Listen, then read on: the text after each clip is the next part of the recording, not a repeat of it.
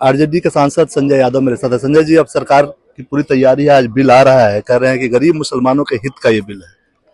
देखिए, आप मुसलमानों के हित का ये बिल कह रहे हैं, आप उनसे जुड़े हुए धार्मिक कानून में कोई संशोधन या कोई सुधार या बदलाव ला रहे हैं, तो पहले बात तो आपको उनको विश्वास में लेना चाहिए।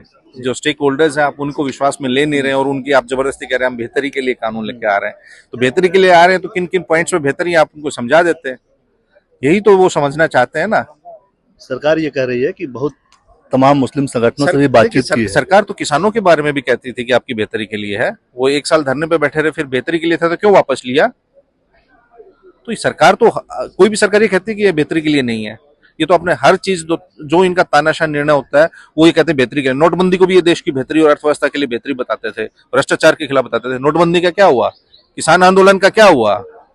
CNRC नॉन लागू किया, उसका क्या हुआ? ये खाली जो देश के ज्वलंत मुद्दे हैं उनसे ध्यान भटकाने के लिए इनके गिमिक्स होते हैं, ये पॉलिटिकल, वो ये करते रहते हैं। लेकिन हमारी पार्टी एक वैचारिक पार्टी है। ये जब देश आजाद हुआ तो फाउंडिंग फादर्स थे हमारे आजादी के देश के, उन्होंने इस आवाम को एक भरोसा दिलाया था कि हम आपके साथ खड़े रहेंगे। ये उस भरोसे के साथ विश्वासघात कर रहे हैं, उस भरोसे को तोड़ रहे हैं।